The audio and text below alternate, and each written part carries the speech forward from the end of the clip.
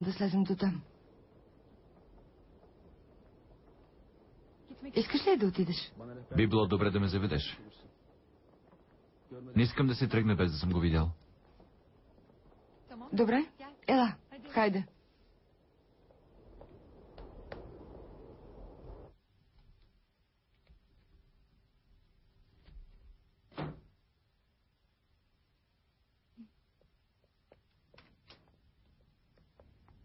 Здравейте! Как сте? Благодаря, добре. Нали искахте да дойдете у нас? Днес съм свободна. Заповядайте днес. Извини ме, но днес отивам при ятърва си. Ако искаш, елай ти. При ятърва ви?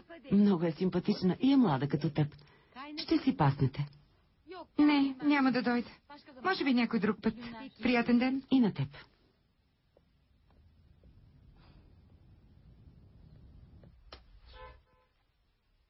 Аз си дойде.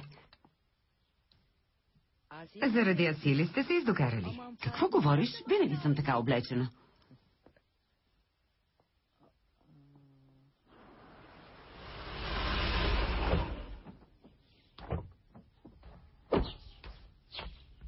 Връщането обикновено ми се вижда безкрайно, но сега времето мина много бързо. Да, Радвам се, че сме на едно мнение. Добре дошли, как беше? много добре. Ще се справим с работата. Изминахме доста път. Защо стоите тук прави? Заповядайте да поседна в градината. Не искам да ви притеснявам. Не ни притеснявате, заповядайте, господина ли ще ви почерпя студено питие. Извинете ме, аз ще се проблека и ще изляза с коня. Пак тича при конете. Да ще почини няколко минути, после ще отидеш. Ако не си изморен, ела да поговорим за работата. Разбира се, ще дойде. Най-важен за нея е конят. Видяхте ли, въобще не е домъчняло за нас. Ела.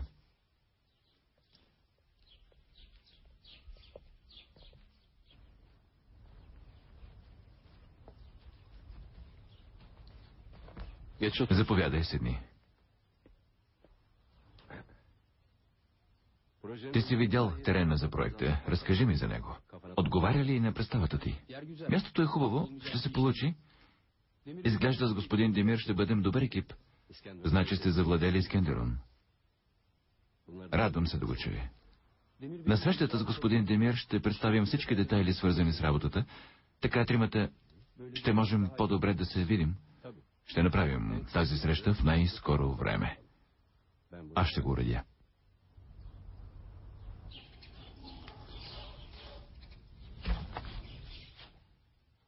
Добър ден.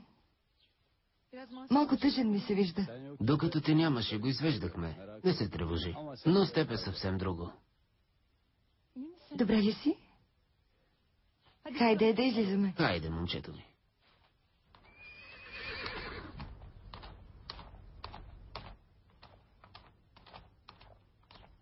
Личи си по начина, по който държи уздите, че много добре владее коня. Така е. От малка е свикнала с конете. А си ми каза какво сте говорили за работата. Каза ми, че е поискала акции от теб. Но искам да знаеш. Това не е идея на Аси. Тя се посъветвала с дядо си. Изглежда не го намирате за удачно. Не знам. Според мен е малко рано. Правилно ли е да се вземат прибързани решения? И аз като вас обичам да напредвам спокойно. Най-напред да започнем работа.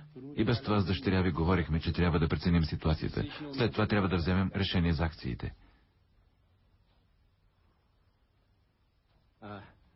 Ела, Аслан. Запознай се с Али. Той е собственикът на новата фабрика за млечни продукти. Освен това започна да работи с Демир по нов инвестиционен проект в Искендерун. Значи ти си новият инвеститор. Аз съм Аслан. Синът ми. И син ли имате? Не знаех. И ние не знаехме. Нови инвеститори, съвещания, уреждат се някакви неща, а ние нищо не знаем. Ако се интересуваш от тези неща, питай и ще ти обясня. Хем ще ни облегчиш малко от работата. Интересувам се, разбира се. Защо не? С ваше позволение, аз тръгвам. Разбира се. Довиждане, Али. Ще насроча срещата и ще ти съобщя.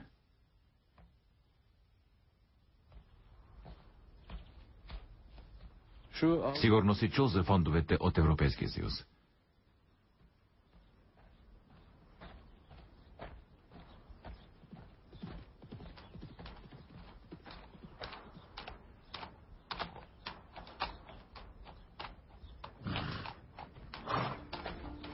Конят ти е много красив.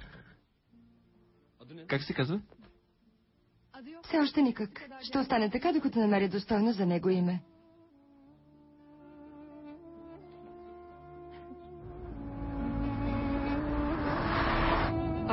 Аслан сигурно усетил отсъствието ни. Измива си лицето и ръцете, влиза в салона и казва: Мелек, донеси кърпа. Мелек, сипи ми чай. Значи ще се зарадва да те види. Леля най-много ще се зарадва. Докато ни е нямало, не е тормозил.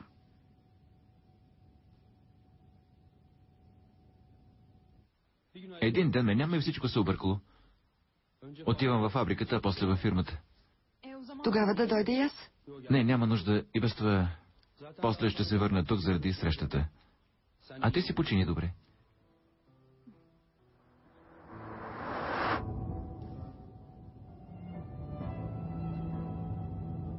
Ето я си. Батко, може ли да спреш за малко? Благодаря. Веднага се връщам, Лелю.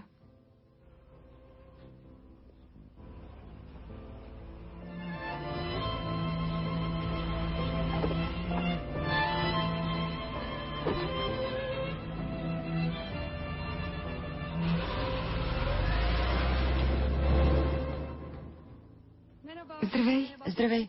И двете бяхме в това малко граче, но не се срещнахме. Аз съм Мелек, сестрата на Демир. Аз съм Али, приятно ми е.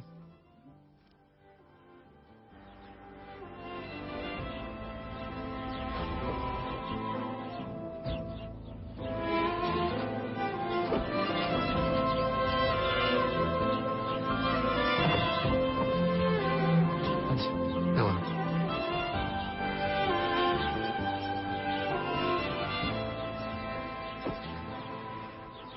Веднага ще повикам лекар. Не изглеждаш добре. Добре съм.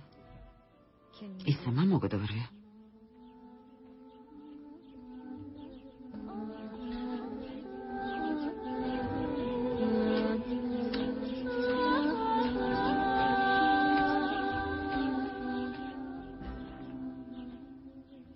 Може ли да се видим, ако е удобно? По личен въпрос.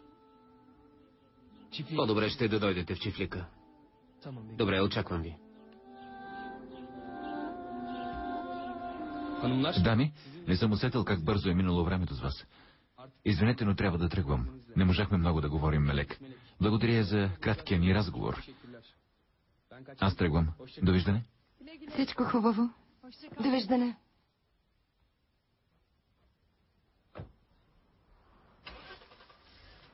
Да се поразходим ли? Разбира се.